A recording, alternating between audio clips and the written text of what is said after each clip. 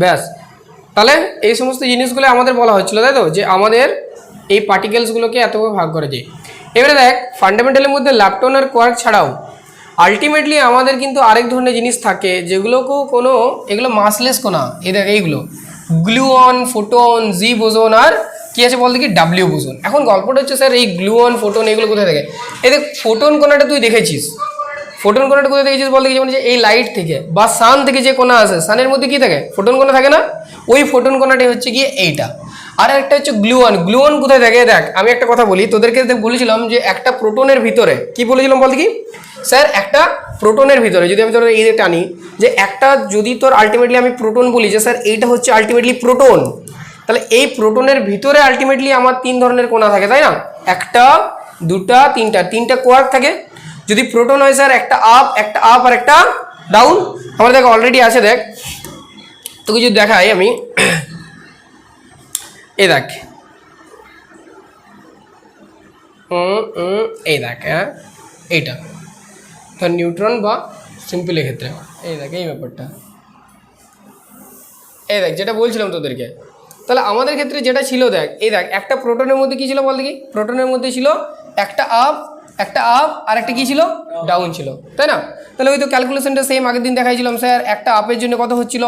একটা আপের জন্য আমি তোদেরকে বললাম যে স্যার একটা আপের ক্ষেত্রে +2/3, আর একটা ক্ষেত্রে কত ছিল? +2/, আর একটা কত ছিল? -1/3। তাহলে এগুলোর টোটাল যদি সাম করিস তাহলে কত হচ্ছে বল? 3 হচ্ছে এলসিএম, 3 এলসিএম না? এদিকে হচ্ছে 2 + 2 আর এদিকে -1, তার মানে হচ্ছে কি অ্যাকচুয়ালি 3/3 মানে হচ্ছে আলটিমেটলি +1, বটে কি না? তাহলে আমাদের এই হিসাবে ওই জন্য আমরা প্রোটনটা কি বলি? +1 বলি, তাই না? নিউট্রনের ক্ষেত্রে যদি দেখিস আপ, ডাউন আর ডাউন তিনটে কোয়ার্ক ছিল। তাহলে আপের ক্ষেত্রে স্যার ছিল +2/3, এটা ছিল -1/3, আর একটা হচ্ছে কত হচ্ছে? -1/3। কত এলসিএম? 3 হচ্ছে লসাগু, তাহলে হচ্ছে +2 -1 আর এদিকে -1 কত হচ্ছে বল দেখি উপরটা? 0/3 মানে কত হচ্ছে? 0। তাহলে আলটিমেটলি আমাদের এইটা থেকে তুই জানতে পারবি যে কোনগুলো কী বটে। আর ইলেকট্রন আরও বলেছিলাম যে কিছু ছিল, দেখ ল্যামডা লিখেছিলাম, ল্যামডা, ডেল্টা লিখেছিলাম না? লেখা আছে খাতায়, দেখবি লেখা আছে। প্রোটন, নিউট্রন ছাড়াও এদের মতো আর কে আছে? ল্যামডা আছে। প্রোটনের আরেকটা কী চার্জ আছে? অ্যান্টি প্রোটন আছে বলেছিলাম না? প্রত্যেকটার একটা করে অ্যান্টি পার্টিকেল থাকে। সেরকম দেখ প্রোটনের এখানে আছে অ্যান্টি প্রোটন। তাহলে এবারে দেখ কোয়ার্কেরও কী থাকে? Anti quark. তাহলে প্রোটন যদি দুটো আপ কোয়ার্ক একটা ডাউন কোয়ার্ক দিয়ে তৈরি হয়, তাহলে অ্যান্টি প্রোটনটা কী হবে? আপ কোয়ার্কের অ্যান্টি ফর্মটা অ্যান্টি আপ, এইটা হচ্ছে অ্যান্টি আপ, আর ডাউনের হচ্ছে অ্যান্টি ডাউন। বুঝা গেল? তবে এটার তাহলে সেম জিনিস, বাট চার্জগুলো তো তাহলে তো আলাদা। আপ কোয়ার্কের চার্জ ছিল +2/3, আপ কোয়ার্কের চার্জ যদি +2/3 হয়, তুই আমাকে একটা কথা বল তাহলে আলটিমেটলি এটার চার্জ কত হবে? অ্যান্টি আপ কোয়ার্কের চার্জ হচ্ছে +2/3, তাহলে আলটিমেটলি অ্যান্টি আপের কত হবে? অ্যান্টি মানে কি বলেছিলাম? শুধুমাত্র পজিটিভটা নেগেটিভ হয়ে যাবে, তাহলে -2/3 অ্যাকচুয়ালি। আরে এইটা দেখ প্রোটনের ক্ষেত্রে +1 হলে এটা অবভিয়াসলি -1 তো হতেই হবে একদম লাস্ট পর্যন্ত। দেখে তাহলে এইটা যদি +2/3 হয়, এটা হচ্ছে -2/3, এইটার হচ্ছে -2/3, আর এইটা হচ্ছে +1/3, হচ্ছে না? তাহলে দেখ 3 এলসিএম যদি করিস তাহলে কত হচ্ছে? -2 +1 -3/3 মানে হচ্ছে কত হচ্ছে? -1। তাহলে সেই ক্ষেত্রে প্রোটনের একটা অ্যান্টি প্রোটন পেয়ে গেলাম যার চার্জ হচ্ছে -1। সেরকম করে যদি নিউট্রন করিস তাহলে এটা বেরোলো। আর ল্যামডার ক্ষেত্রে এরকম, এই দেখ স্ট্রেঞ্জ দিয়ে তৈরি। ল্যামডার ক্ষেত্রে কে আছে দেখ, যেমন প্রোটনের ক্ষেত্রে আপ ডাউন ছিল, সেরকম ল্যামডার ক্ষেত্রে একটা আলাদা জিনিস দিয়ে তৈরি। দেখ একটা আপ আছে, একটা স্ট্রেঞ্জ আছে, একটা ডাউন আছে। আপে যদি ক্যালকুলেট করি +2/3, স্ট্রেঞ্জের কত ছিল? ওইদিকে ছিল চার্ম স্ট্রেঞ্জ ছিল -1/3, যদি দেখিস ছিল না? আচ্ছা, আর একটা কী ছিল বল দেখি? আর একটা আছে, হ্যাঁ আরেকটা আছে তোর আলটিমেটলি ডাউনের কত? -1/3। তাহলে কত হচ্ছে দেখ দেখি? 3 এলসিএম +2 -1 -1, তাহলে এটা হচ্ছে 0, ল্যামডা হচ্ছে 0। তো এইভাবে আমরা আগের দিন সবগুলো ক্যালকুলেট করতে পারি। বোঝা গেল কী বললো? আচ্ছা বেশ, নেক্সট দিন তোদেরকে যেটা বলছিলাম ধর, এই দেখ আমাদের ইউনিভার্সটার, আর তোদেরকে একটা জিনিস বলছিলাম যে স্যার আমাদের হাইড্রোজেনও কিন্তু তৈরি হয়ে আছে, অ্যান্টি হাইড্রোজেন। আমরা বলেছিলাম স্যার আমরা তো কত কী জানি, হাইড্রোজেন জানি। হাইড্রোজেনটি কী বলে? ম্যাটার। হাইড্রোজেনটি কী বলে বল দেখি? স্যার হাইড্রোজেনটা হচ্ছে ম্যাটার। স্যার হাইড্রোজেন তো আলটিমেটলি যা কিছু দেখছি সব তো ম্যাটারের গ্যাসিয়াস ফর্ম, ঠিক কিনা বল? ঠিক তো? আচ্ছা, তাহলে তাহলে এইটাই হচ্ছে গল্প। তাহলে আমাদের ক্ষেত্রে আলটিমেটলি যদি করিস, এইখানে হাইড্রোজেনটা যদি আমি আঁকি, দেখ হাইড্রোজেনের মাঝে কে দেখবে, হাইড্রোজেনের 1 নম্বরে রয়েছে, অ্যাটমিক নাম্বারটা কত 1 হাইড্রোজেনের স্যার। তাহলে আলটিমেটলি হাইড্রোজেনে যদি 1 থাকে, মাঝে থেকে আলটিমেটলি আমার প্রোটনটা রয়েছে কি না? তাহলে প্রোটনের চারপাশে দেখ একটা ইলেকট্রন আমার সার্কুলেট করছে না? তাহলে স্যার এটা যদি হয়, এবারে দেখ ওরা প্রোটনটাকেও আবার মাঝে দেখিয়ে দিয়েছে যে আপ আপ ডাউনের ক্ষেত্রে, তাই না? এখানে প্রোটন আছে মানে অ্যাকচুয়ালি 3টা কোয়ার্ক পার্টিকেল আছে, প্রোটন বলে কিছু নয়, 3টা কোয়ার্ক পার্টিকেল আছে। সেই রকম স্যার তাহলে এর অ্যান্টিম্যাটারটি কী হবে? এর অ্যান্টিম্যাটারটা অ্যাকচুয়ালি ওই দেখ অ্যান্টিম্যাটার অ্যাকচুয়ালি কী হবে বলতে কি, দেখ মাঝে ছিল প্রোটন, তাহলে এর মাঝে কে থাকবে? অ্যান্টিপ্রোটন, তাই না? এই অ্যান্টিপ্রোটনটাকে আমরা বেসিক্যালি বলি, এ দেখ এটা পজিটিভ চার্জ, ওটাকে আমরা অ্যান্টিপ্রোটনটাকে বলা হয় হ্যাঁ নেগেটিভ চার্জ। এর নেগেটিভ চার্জ আছে না এটা। আচ্ছা এইখানে আছে দেখ ইলেকট্রনটা কী পড়ে? Negative charge. তাহলে এইখানে ইলেকট্রন থাকবে না, কিন্তু ইলেকট্রনের মতো সেম মাস সেম কিছু, শুধুমাত্র চার্জটা আলাদা। ইলেকট্রনের চার্জ নেগেটিভ, এখানে ইলেকট্রনের চার্জটা হচ্ছে পজিটিভ। তার মানে এই পজিটিভ চার্জযুক্ত ইলেকট্রনটাকে আমরা কি বলে থাকি স্যার? পজিট্রন বলে থাকি। কি বলে থাকি? পজিট্রন বলে থাকি।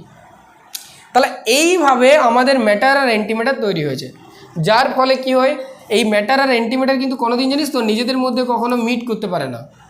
যদি মিট করে তাহলে কি হবে? তাহলে পরে বললাম না যে একটা বিরাট বড় ব্লাস্ট হবে। এবং সবথেকে দামি জিনিস কোনটা? এই অ্যান্টিম্যাটার। যা দেখছিস না, এই অ্যান্টিম্যাটার হচ্ছে গিয়ে অনেক প্রচণ্ড দামি। অ্যান্টিম্যাটার কী বলে? প্রচণ্ড দামি। প্রায় তোর 63 ট্রিলিয়নের কাছাকাছি, প্রায় 63 ট্রিলিয়নের কাছাকাছি তোর অ্যাপ্রক্স যদি তুই বলিস। কত গ্রামের দাম? মাত্র 1 গ্রামের দাম। 1 গ্রামের দাম 63 ট্রিলিয়ন, মানে মাথা খারাপ, এত বেশি দামি, যার জন্য করতে পারে না। এখনও গোটা যদি ওয়ার্ল্ডে ধরি তাহলে মোটামুটি 10 গ্রামের মতো আছে, টোটাল 10 গ্রামের মতো আছে।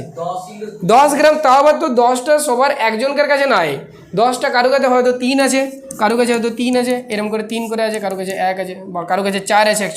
অ্যাকচুয়ালি এরকম 3 আর 4 আছে, আই গেস 3 আর 4 আছে সামথিং।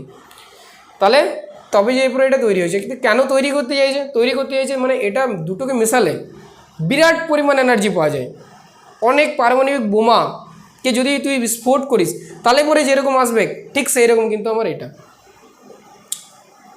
সিম্পল। অ্যান্টিম্যাটারটা বানানোর কাজ, ম্যাটার তো সব, আমি ম্যাটার, তুই ম্যাটার, এইগুলো ম্যাটার। 1 গ্রাম ম্যাটারে কী দাম? এগুলো কত কেজি দেয়?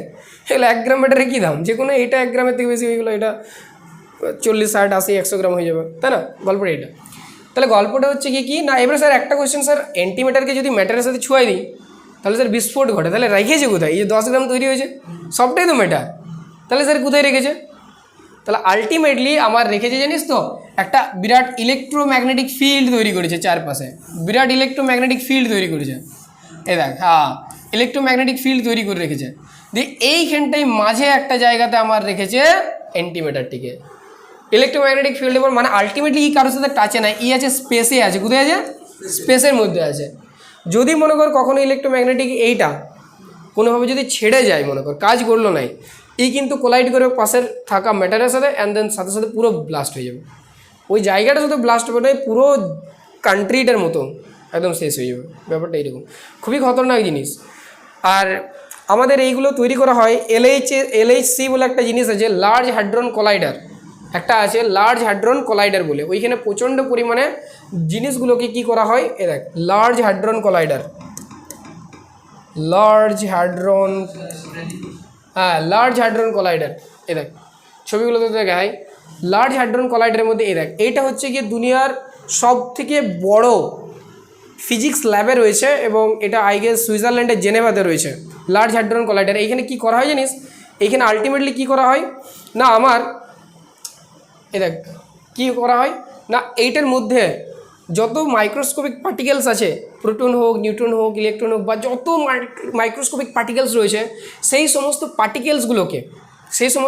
পার্টিকেলসগুলোকে বিভিন্ন এক্সপেরিমেন্টের জন্য প্রায় তোর আলোর গতিবেগের থেকেও বেশি গতিতে এইখানের মধ্যে, তো এটা তো বাইরের আই গেস জিনিসটা ভিতরে রয়েছে। তো ওইখানে কি করা হয়, প্রচণ্ড পরিমাণে কি করা হয় না, প্রচণ্ড পরিমাণে আমার কি করা হয় না, ওইগুলোকে ভ্যালোসিটি দেওয়া হয়, প্রচণ্ড গতিতে মুভ করে একটা নতুন কোনো পার্টিকেল আবিষ্কার করার জন্য। এইখানে অনেক নতুন পার্টিকেল আবিষ্কার হয়েছে, যেমন একটা প্রোটন, নিউট্রন, ইলেকট্রন দেখতে পাচ্ছি, সেরকম আরও গাদা পার্টিকেল রয়েছে। তো সেইগুলো এইরকম বড় বড় যন্ত্রের মধ্যে তৈরি করেছে। ধর একটা একটা মাইক্রোস্কোপ পার্টিকেল আছে, তার সাথে একটা মাইক্রোস্কোপ পার্টিকেল, দুটার মধ্যে ধাক্কা, প্রচণ্ড এনার্জি মধ্যে ফিক্সড রেশিও রয়েছে, ফিক্সড এনার্জি রয়েছে, যাতে অন্য কোনো একটা জিনিস পাওয়া যায়। যেমন এক্স রশ্মিটা আমরা ওইরকম করে পেয়েছিলাম। তো গল্পটার ক্ষেত্রে সমস্ত জিনিসগুলো কি হয় না, আমার এই বড় বড় ফিজিক্স ল্যাবে তৈরি হয়, এগুলো সব কিন্তু আমার রয়েছে। এটা হচ্ছে গিয়ে LHC, লার্জ হাড্রন কলাইডার। হ্যাঁ, সার্ন, এই সার্ন হচ্ছে গিয়ে আলটিমেটলি অনেক কন্ট্রোল করে জিনিসটা, সার্ন। এক্স্যাক্টলি, এইগুলো হচ্ছে লার্জ হাড্রন কলাইডার। তাহলে এইখানে না প্রচণ্ড প্রচণ্ড জিনিস, সুইজারল্যান্ডে জেনেভাতে আসে আই গেস এরকম। এরপর নেক্সট হচ্ছে দেখ আমাদের ক্ষেত্রে, তাহলে বললাম যে আমরা করতে পারি না।